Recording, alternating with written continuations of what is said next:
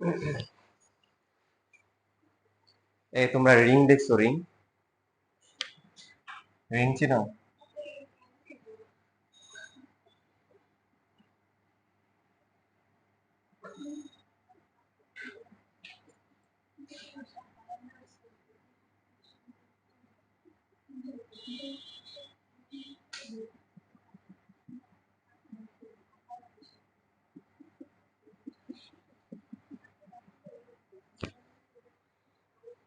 তো এই রিং যেটা আছে এটা জড়তার অনুপাত কত হবে?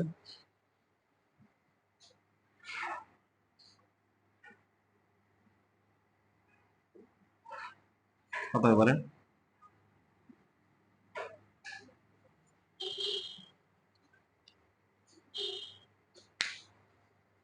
জড়তার অনুপাতের সূত্র কি?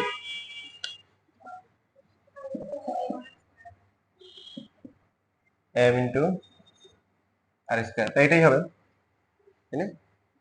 কেন এটা হবে? রিং এটা হবে কেন? মানে আমরা যেমন হচ্ছে যে একটা দণ্ডাকার বস্তু আয়তাকার বস্তু বের করছি, তাই না? কত আসছিল? মধ্যবিন্দু দিয়ে হচ্ছে কত? M L square by 12। এক প্রান্ত দিয়ে কত? M L square by 3। আচ্ছা, যদি চেঞ্জ হয় সেই ক্ষেত্রে ভর কেন্দ্রের সাপেক্ষে হিসাব করে নিতে হয়, তাই না? গরম লাগতেছে কেন? এটা বুঝছিলাম না। কিছু ধরনের কম।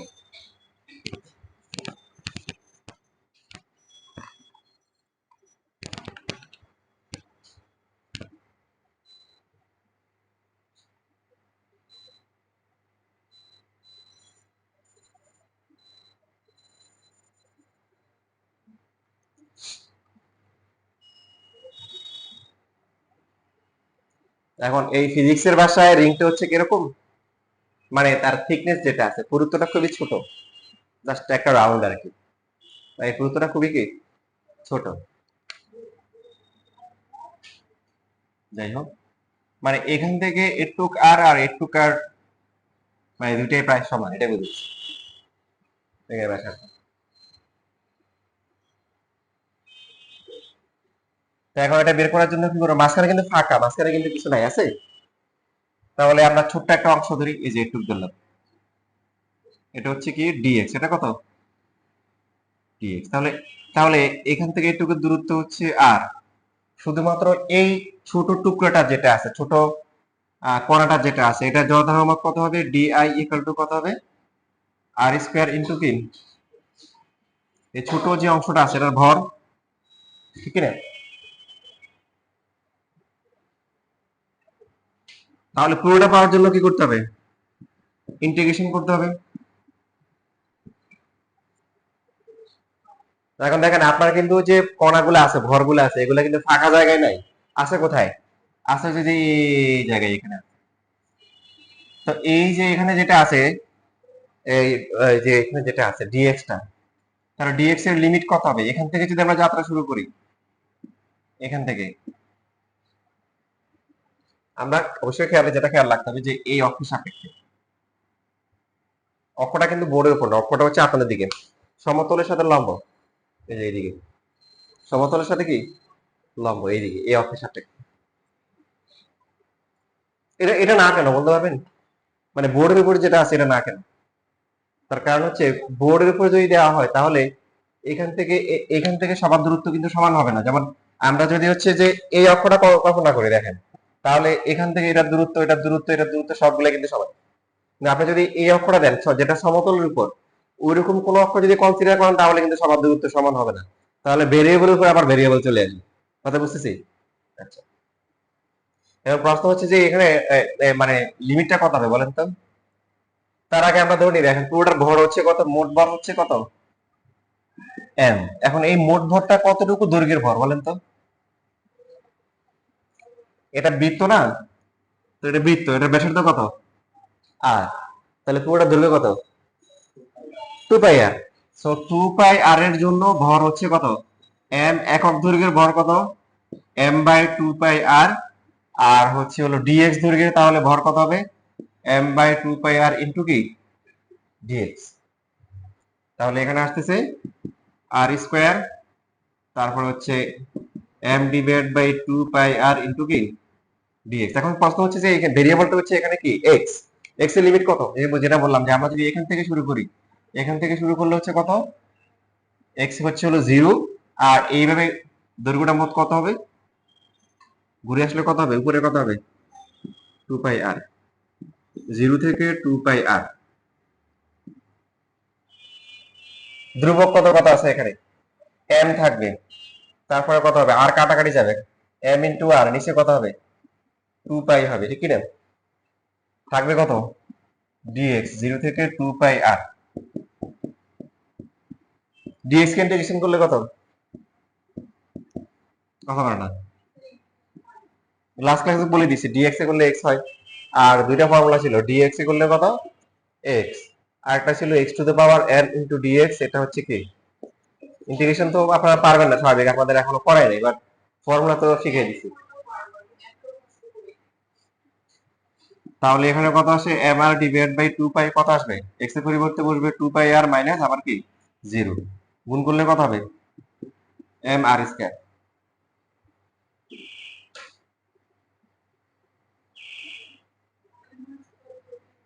ওটাই আসছে, হ্যাঁ, এটা ম্যাথমেটিক্যালি প্রমাণ দেখাইছি, মানে আপনি এটা কমন সেন্স দিয়ে করতে পারেন, আমি দেখাচ্ছি আপনাদেরকে, দেখ।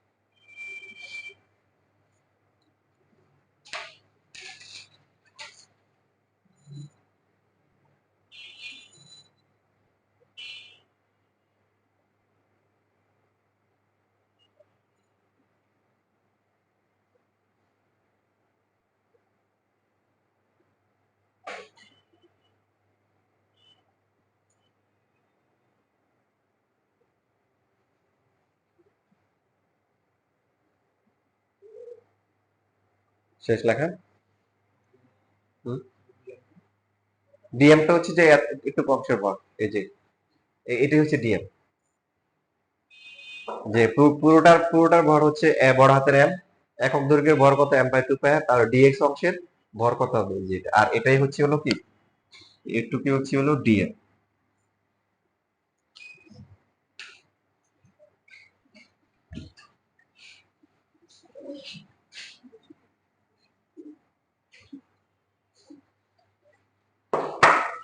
এখন এটাকে আমরা এভাবে চিন্তা করতে পারি, দেখেন, ইন্টিগ্রেশন না করেও কিন্তু আমরা করতে পারি। এখন আপনাদেরকে হচ্ছে হলো পুরো বেসিক ক্লিয়ার রাখতে হবে, কিন্তু পুরো বেসিক কি আপনাকে হচ্ছে মনে করেন শিখাই দিলে এরকম যে কোন একটা রিং আছে, কোন একটা চাকতি আছে, সিলিন্ডার আছে, এটার উপর হচ্ছে ভর কেন্দ্র দিয়ে, নাম্বার 1 কি ভর কেন্দ্র দিয়ে, আবার নাম্বার 2 হচ্ছে হলো কি বলেন, সমতলের সাথে লম্ব বরাবর, আপনি শিখবেন। বাট আপনি এটা চিন্তা করেন নাই যে কেন হচ্ছে হলো যে এটা নেওয়া হয় নাই, বুঝতেছি কেন নেওয়া হয় নাই, একটাকে বলছি যে আমরা যদি সাপোজ এটা নিলাম, এটাও কিন্তু ভর কেন্দ্র দিয়ে গেছে, কিন্তু সমস্যা হয়ে গেছে কি বলেন, আমরা যদি এই টুকরা নিই, তা এই টুকরার হচ্ছে হলো এখান থেকে দূরত্ব যা হবে, ঠিক আছে, এখান থেকে এই টুকরাটার এখান থেকে দূরত্ব কি সমান হবে, না, তাহলে তো সমস্যা আছে। তো যদি আমরা এই সমতলের সাথে লম্ব নিই, তাহলে যতগুলা কণা আছে সবগুলা কণার দূরত্ব কি হবে, সমান হবে। এই জন্য আমরা প্রথমে লম্বটা নিচ্ছি। তার মানে কি এগুলা বের করা যাবে না, যাবে, কিভাবে যাবে সেটা আসছে। তো যেটা বলতেছিলাম যে এটা আমরা ইন্টিগ্রেশন ছাড়াও আমাদের কমন সেন্স ব্যবহার করে করতে পারি, কিভাবে দেখেন, জড়তার ভ্রামকের কনসেপ্টটা কি ছিল, জড়তার ভ্রামক ছিল যে যে অক্ষের সাথে কি সে ঘুরতেছে, সেই অক্ষ থেকে প্রত্যেকটা কণার ভর কি ইনটু হচ্ছে হলো তার কি দূরত্বের বর্গের গুণফলের সমষ্টি। তো এখন এইখানে একটা কণা নিলাম, সাপোজ যে এখানে একটা কণা নিলাম, তার ভর হচ্ছে কত, m1, দূরত্ব কত বলেন, r1 না, তাহলে এটা হচ্ছে যে m ইকুয়াল টু হচ্ছে এই যে m1 ইনটু হচ্ছে হলো কি r স্কয়ার, ঠিক কি না? পাশের যে কোণাটা আছে এটার ভর যদি আমরা m2 ধরি, কত হবে বলেন? m2 ইনটু কি, দূরত্ব তো সেম, r2 স্কয়ার, তারপরটা কত হবে? m3 ইনটু কি, r স্কয়ার, এরকম হবে না? m এন্ড r স্কয়ার, সবার থেকে কমন যায় কত? r স্কয়ার, কমন নেওয়ার পরে কত হবে? m1 প্লাস m2 প্লাস হচ্ছে m3 dot dot dot mn। এবার আপনারা বলুন তো একটু কত হবে? এটা হচ্ছে সবগুলা কোণার ভরের যোগফল, তার মানে ফাইনালি কি, ঠিক আছে, ইন্টিগ্রেশন ছাড়াও কিন্তু করা যাচ্ছে, বুঝা যাচ্ছে? লিখে নেন।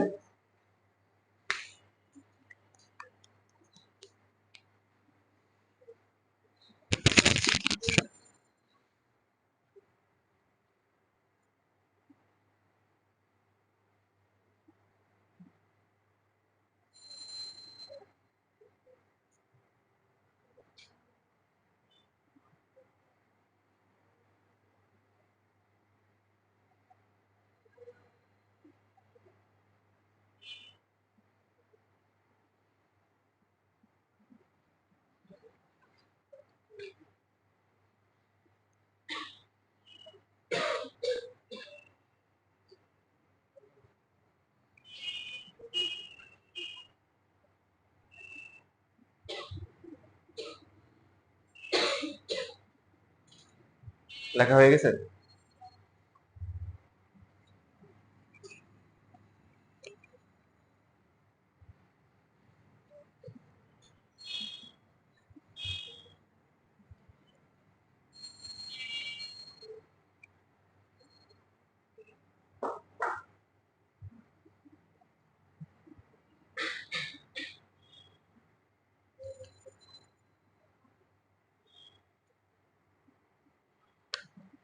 এবার যদি হয় চাকতি, চাকতি আর রিং এর মধ্যে কি পার্থক্য বলেন?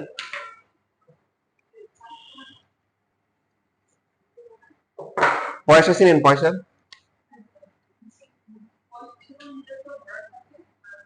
হ্যাঁ এই যে বুঝতে পারছেন, মানে এটা হচ্ছে চাকতি, মানে হচ্ছে যে পুরোটাই হচ্ছে সলিড, পুরোটাই কি নিরেট, মানে মাঝখানে কোনো ফাঁকা নাই, রিং এ যেমন মাঝখানে ফাঁকা থাকে, এই যে এরকম।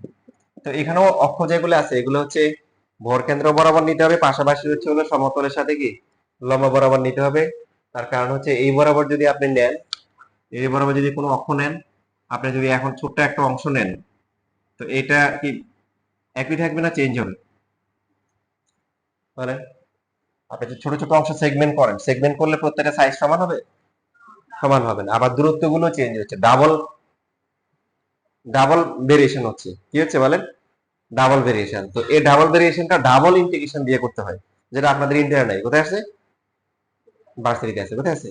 ভার্সিটি না, ডাবল তখন হচ্ছে মানে যেভাবে করা যাবে সেভাবে করা হয়। ডাবল ইন্টিগ্রেশন কোথায় ইউজ করা হয়? যেমন আপনারা হচ্ছে বৃত্ত বৃত্ত বুঝছেন না, বৃত্ত, বৃত্তের ক্ষেত্রফল কত? কোন কোন ক্লাসে প্রমাণ শিখছিলেন প্রথম? কোন ক্লাসে প্রমাণ ছিল বৃত্তের ক্ষেত্রফল পাই আর স্কয়ার? আরো আগে, হ্যাঁ গুড।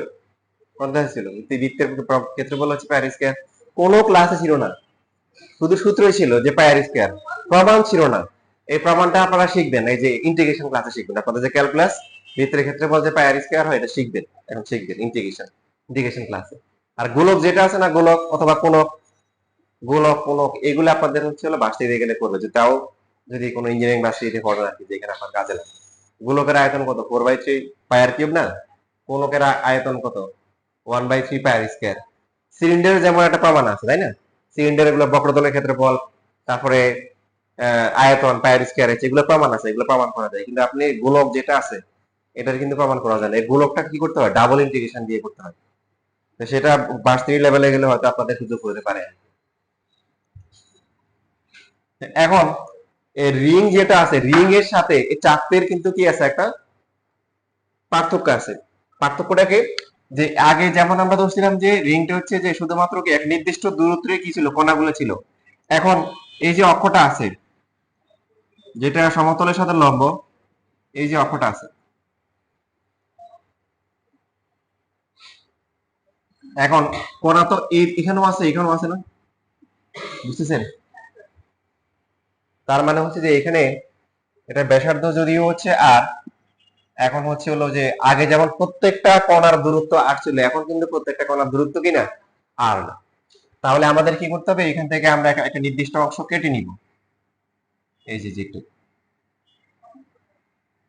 এই যে যেটা হচ্ছে হলো যেটার পুরুত্ব হচ্ছে খুবই ছোট, এটা পুরুত্ব হচ্ছে হলো ডিএক্স। ডিএক্স মানে এটা খুবই ছোট, এটা জিরোর কাছাকাছি, জিরো কি কাছাকাছি। এখান থেকে এটার দূরত্ব হচ্ছে, এখান থেকে এটার দূরত্ব হচ্ছে হলো এক্স। কতটুকু দূরত্ব? এক্স নিলাম। তাহলে এই যে এটুক যে অংশটা আছে, এটুক অংশটার হচ্ছে হলো যে জড়তার ভ্রামক কত হবে? ডিআই ইকুয়াল টু হচ্ছে এক্স স্কয়ার ইনটু কত? ডিএন। ডিএন এটা হবে জড়তার ভ্রামক। আর আমাদের পুরোটা পাওয়ার জন্য কি করতে হবে? পুরোটা পাওয়ার জন্য ইন্টিগ্রেশন করতে হবে। কি করতে হবে? X square into dn. এই যে এক্স এর ভ্যালু, এক্স এর ভ্যালু কত হবে বলেন? এক্স এর লিমিট কত হবে? এই যে এই অক্ষ যেটা আছে, এটা থেকে ছোট আস্তে আস্তে আস্তে আস্তে চারপাশ থেকে ছোট ছোট করে করে করে যেতে যেতে এখান পর্যন্ত আসবে। তাহলে একদম সবচেয়ে ছোট যেটা আছে, যেটা একদম অক্ষের কাছাকাছি, এটা কত?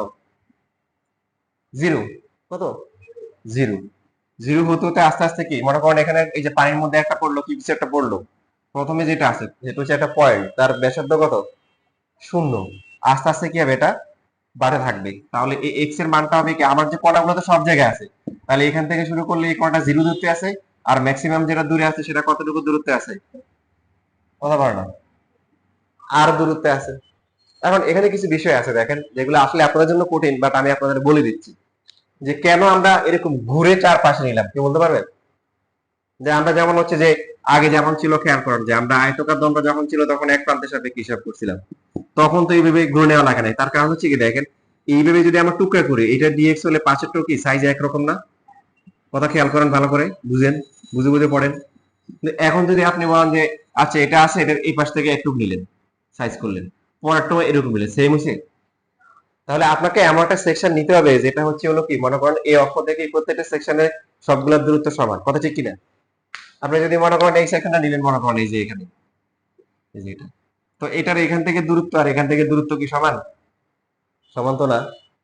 এই কথা কথা বলে সমান? সমান। তার মানে হচ্ছে সেকশনটাও তো কি হচ্ছে না, প্রত্যেকটা সেকশন আলাদা আলাদা হচ্ছে। কিন্তু যদি আপনি একটু দেখেন এরকম একটা রাউন্ড শেপে নেন, এই যে এরকম করে নেন দেখেন, তাহলে এখান থেকে সবার দূরত্ব কি? কথা বলেন, সমান। কোনটা? হ্যাঁ, মানে এখান থেকে আমরা যেটা বলতেছি যে ডিএক্স যেটা আছে, এখান থেকে একটু যদি এক্স হয়, আপনাকে মাথায় রাখতে হবে এখান থেকে একটু এক্স। কেন? ওই যে বললাম ডিএক্স টা জিরোর কাছাকাছি, আমরা বোঝানোর জন্য একটু বাড়াই নিচ্ছি। বাট ডিএক্স টা কত? মনে করেন এক্স হচ্ছে এখানে সাপোজ 2 মিটার, আর ডিএক্স হচ্ছে কত? 0.00001 মিটার। তো টু আর মনে করেন এটা যোগ করলে কত হবে? প্রায় টুই তো হবে। কথা বুঝতেছি? আচ্ছা, তাহলে এখানে হচ্ছে হলো জিরো থেকে কত হবে, যে এক্স যেটা আছে দেখেন, আমরা যেটা বলতেছিলাম এই অক্ষ থেকে হিসাব করব, একদম প্রথমে একটা পয়েন্ট, তারপর একটু বাড়তেছে, বাড়তে বাড়তে বাড়তে বাড়তে বাড়তে এরকম যদি ছোট ছোট সেকশন নিই, তাহলে একসময় পুরোটা পেয়ে যাবো না? পুরোটা পেয়ে যাবো। তাহলে সবচেয়ে ছোট যেটা আছে এটার ব্যাসার্ধ কত? এটার এই অক্ষ থেকে দূরত্ব কত? জিরো, যেটা একদম এখানে আছে। আর এরকম আর আস্তে আস্তে বাড়তেছে, বাড়তে বাড়তে ম্যাক্সিমাম কত পর্যন্ত নিব? কত পর্যন্ত? আর পর্যন্ত, মানে ওই চাকতির ব্যাসার্ধ পর্যন্ত গেলে আমরা হচ্ছে পুরোটা পেয়ে যাবো। এটা হচ্ছে ইন্টিগ্রেশনের কনসেপ্ট। এবার এখানে ডিএম যেটা আছে, যেটা বললাম ডিএম যে অংশটা আছে, এই অংশটা কি বের করতে হবে? ভর বের করতে হবে। কি বের করতে হবে? ভর। মোট ভর যদি এম হয়, তাহলে ডিএম কত হবে বলতে পারবেন? একটু খেয়াল করেন, দেখেন সাপোজ আপনি এই অংশটা খুলে ফেলেন, খুলে কেটে লম্বা করেন, কেমন হবে বলেন? একটা সুতো বা রিং যদি আপনি কেটে লম্বা করেন, একটা আয়তক্ষেত্র হবে না? মানে লম্বা যদি হিসাব করেন, তাহলে এটা হচ্ছে হলো দেখতে, এটা যখন আমরা খুলে লম্বা করে ফেলবো তখন এরকম হবে দেখেন। তো এটুক হবে ডিএক্স, রাইট? এটুক হবে কত? এটুক কত হবে কি বলতে পারবে? পরিধি, ভেরি গুড। কত? তার মানে 2 পাই এক্স হবে। এখানে এক্স হবে, এখানে এই যে ব্যাসার্ধটা হচ্ছে হলো এক্স। হ্যাঁ, এক্স কেন আসলে আপনারাই বুঝতেছেন, কারণ আমরা এর মিলে যে ব্যাসার্ধ হবে আর একটা বেশি নিলে আর একটু বেশি হবে। সো বুঝতেছি। তাহলে এখন হচ্ছে হলো, তাহলে মোট ক্ষেত্রফল কত হচ্ছে? একটু পুরোটা ক্ষেত্রফল কত? 2 পাই এক্স ইন্টু কত? ডিএক্স। পুরোটার ক্ষেত্রফল কত? পুরোটা পুরোটা মানে পুরো চাকরির ক্ষেত্রফল কত? এই পুরো চাকরিটা দেখতে কেমন? কি গোলাকার? চাকতি বলছি, চাকতি মানে চাকতি হিসেবে হচ্ছে তার পুরুত্বটা খুব নেগলিজিবল, মানে একটা পয়সা, তার থিকনেস বা উচ্চতা খুবই কম এরকম আর কি। তাহলে যদি আপনি এভাবে চিন্তা করেন, তার মানে হচ্ছে কি উপরের পৃষ্ঠ যেটা আছে বৃত্তাকার না, বৃত্তের ক্ষেত্রফল কত? পাই আর স্কয়ার। তাহলে পাই আর স্কয়ার যেটা আছে পুরো ক্ষেত্রফলের জন্য ভর হচ্ছে কত? এম। তাহলে একক ক্ষেত্রফলের ভর কত হবে? এম বাই কত? স্কয়ার। আর এখানে ক্ষেত্রফল কত? 2 পাই এক্স ডিএক্স। এটার ক্ষেত্রফল কত হবে? M divide by pi square into হচ্ছে 2 পাই এক্স ইনটু হচ্ছে ডিএক্স। কত আসে?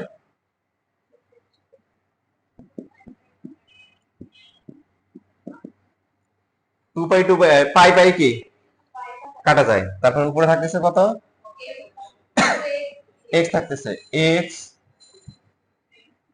এম এক্স তারপরে কি ডিএক্স, একটা 2 থাকে না, আর নিচে হচ্ছে কি আর স্কয়ার। দেখেন আর কত বাকি আছে?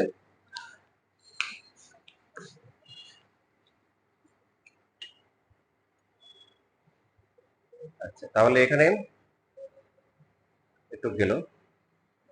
এবার আমরা ক্যালকুলেশন করি, ক্যালকুলেশন করলে ধ্রুবক গুলো বাইরে চলে আসতে পারি। যেমন আর তো ধ্রুবক, এম আর আর ধ্রুবক না, বলেন 2m বাই আর স্কয়ার বাইরে নিয়ে আসা যায় না? থাকে কত? তাহলে থাকতেছে হচ্ছে এক্স কিউব ইনটু কি ডিএক্স না, জিরো থেকে কত আর থাকে। এক্স কিউব কে ইন্টিগ্রেশন করলে কত হবে? এই যে পাশে লেখা আছে 2m by r square x to the power 4 divide by হচ্ছে 4, জিরো থেকে, এই যে কি বললাম মানে ফর্মুলা লিখে দিছি তো। এই যে আপনার এখানে যদি পাওয়ার 3 হয় তাহলে কত হবে বলেন? এক্স টু দ্য পাওয়ার 4 নিচেও কত হবে? 4 হবে। এগুলো না পারার কি আছে, সবগুলোতে একই সূত্র। কত হবে এখানে? তাহলে r to the power 4 by 4 minus কত? জিরো বসলে জিরো হবে। ফাইনালি কত আসে? কত আসে finally? M r square by কত? 2। ঠিক আছে? হ্যাঁ, চারটে আগেরটা কত ছিল? এম আর স্কয়ার, এখন হচ্ছে কি এম আর স্কয়ার বাই 2। এটা হচ্ছে জড়তা ভ্রামক। কি লাগবে? পুরো চাকতির ভর লাগবে। আর হ্যাঁ, চাকতির জড়তা ভ্রামক বললে ভুল হবে, কারণ কোন অক্ষের সাপেক্ষে ঘুরতেছে, কোন অক্ষের সাপেক্ষে ঘুরতেছে এটা বলতে হবে। হ্যাঁ, ভর এক নম্বর হচ্ছে ভর কেন্দ্র দিয়ে, সমতলের উপর লম্ব তো এটাও হতে পারে। ভর কেন্দ্র দিয়ে এবং হচ্ছে হলো কি সমতলের উপর কি লম্ব অক্ষের সাপেক্ষে জড়তার ভ্রামক চাকতির। হ্যাঁ, বুঝতেছ? তাহলে কিন্তু বলবে কোশ্চেন থাকলে কোশ্চেন করা একটু কোশ্চেন করা হবে না, ঠিক আছে? যে এটা কেন হলো, ওটা কেন হলো, এটা কেন হলো না।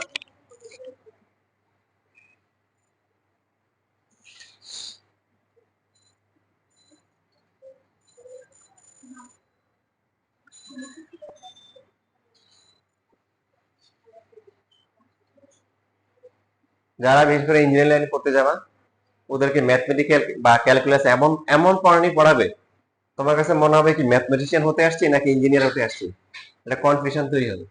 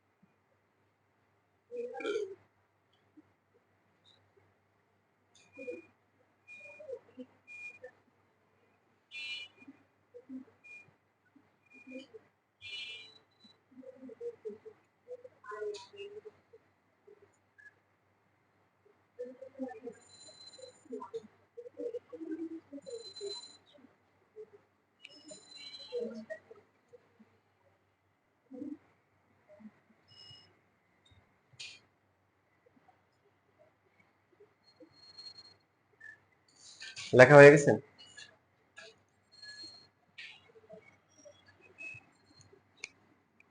মানুষের বিবেক হচ্ছে শ্রেষ্ঠ আদালত।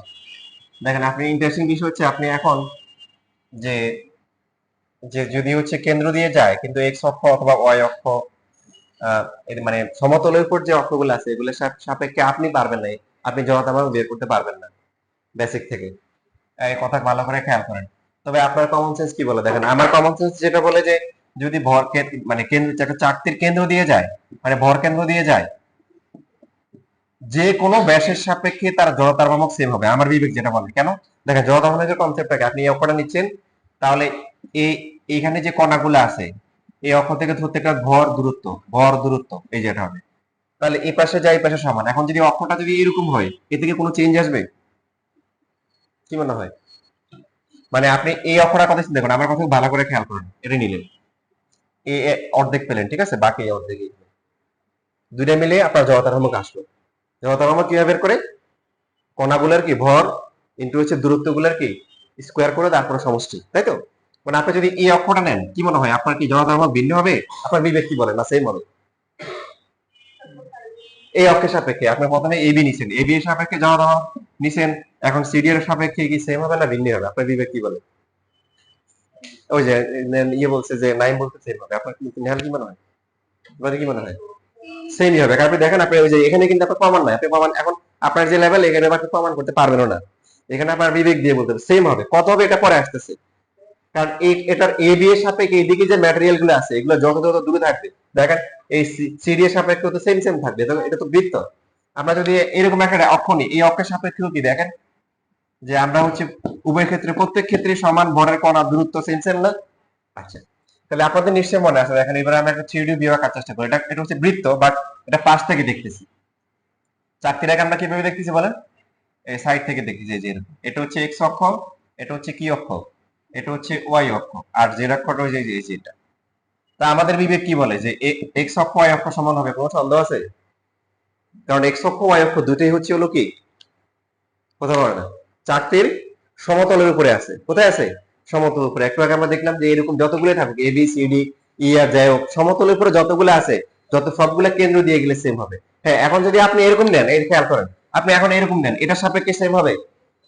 এটা সাপেক্ষে সেম হবে না? কেন হবে? কারণ এখন যদি এই পাশের ভর বেশি আবার দূরত্ব দেখাতে বেশি বেশি হবে, তখন ভিন্ন হবে। তাহলে আই এক্স আই ওয়াই দুইটাই কি ভর কেন্দ্র দিয়ে গেছে, দুইটাই সমান হবে না? হবে। ফর্মুলা কি শিখছিলাম লাস্ট ক্লাসে, মনে আছে? যে আই জেড ইকুয়াল টু কি আই এক্স প্লাস হচ্ছে আই ওয়াই। এখন আই জেড কত? আমরা কিন্তু আই জেড বের করছি না, নাকি আই এক্স বের করছি বলেন? একটু আগে যে ইন্টিগ্রেশন করে বের করছি ওটা আই এক্স না আই ওয়াই না আই জেড ছিল? আই জেড ছিল। কি ছিল? I Z. আই এক্স আর হচ্ছে আই ওয়াই দুইটাই সমান, টু আই এক্স লেখা যায় না? দুইটাই সমান, তার মানে আই এক্স ইকুয়াল টু হচ্ছে আই ওয়াই ইকুয়াল টু কত হবে? সব ক্ষেত্রে না, চাকতির ক্ষেত্রে বা গোলকের ক্ষেত্রে দেখেন, এই যে যেটা দেন এখানে।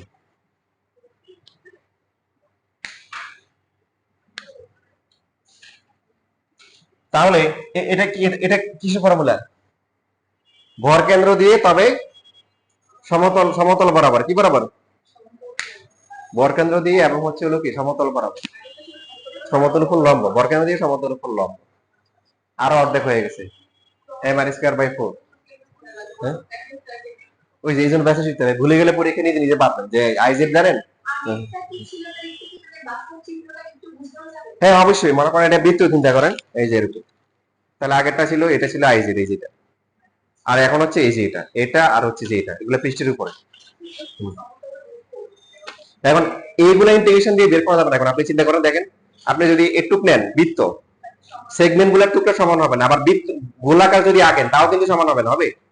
আপনি যদি হচ্ছে হলো যে এটাকে এরকম করে একটা সেগমেন্ট নেন, এই যে এরকম নেন, তো এই এই অক্ষ থেকে সব মনে করেন সবগুলা করার দূরত্ব কি সমান? ধরেন, কথা বুঝতে পারেন নাই? মনে করেন যে আপনি যদি এরকম নিলেন, এখন এই যে এই ব্যাস নিলেন এটা, তা এখন চিন্তা করলেন যে পিস করবেন, টুকরো করবেন, তো সবগুলো টুকরো কি সমান না?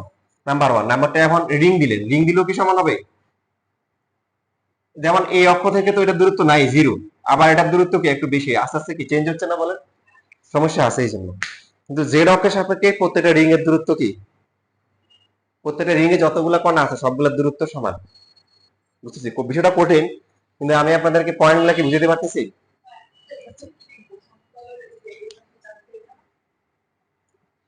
সমতল বরাবর।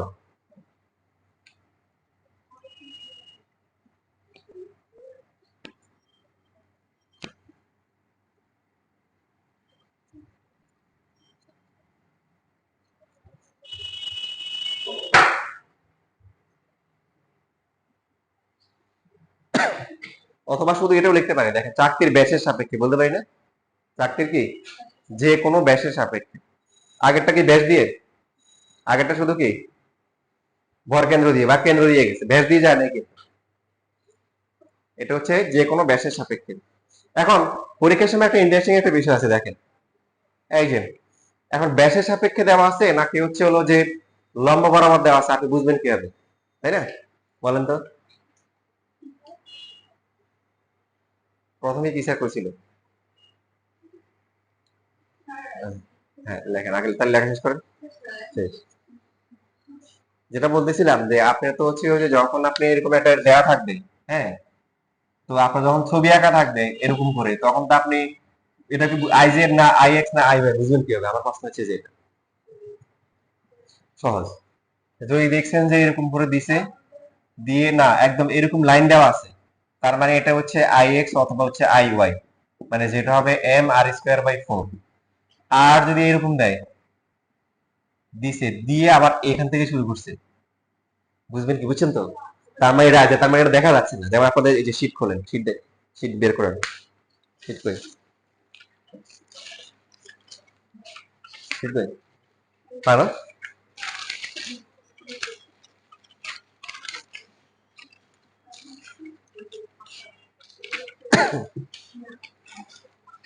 না আমি শীট নিয়ে আসো নাই নাকি পাও নাই?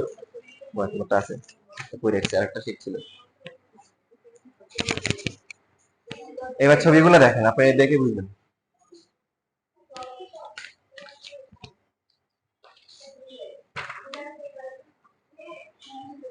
দেখেন এই যে এখানে 5 নাম্বার কোশ্চেন দেখেন,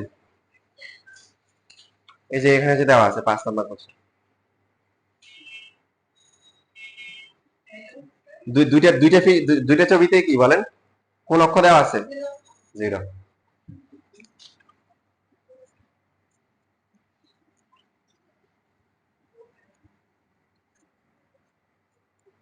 আমাদের জড়তার ভ্রামকের পার্টটা আজকে ইনশাল্লাহ শেষ হয়ে যাবে।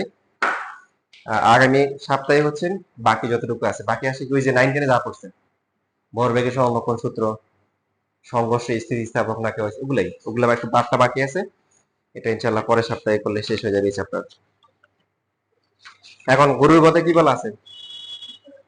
চক্রগতির ব্যাসার্ধ বের করতে হবে। সূত্র কি বলেন? চক্রগতির ব্যাসার্ধ প্রথমত আই বের করতে হবে, আই ইকুয়াল টু কি এম কি কে স্কয়ার। আর এটার এই অক্ষের সাপেক্ষে আই কত? কত পারো না, এম আর স্কয়ার বাই কত 2।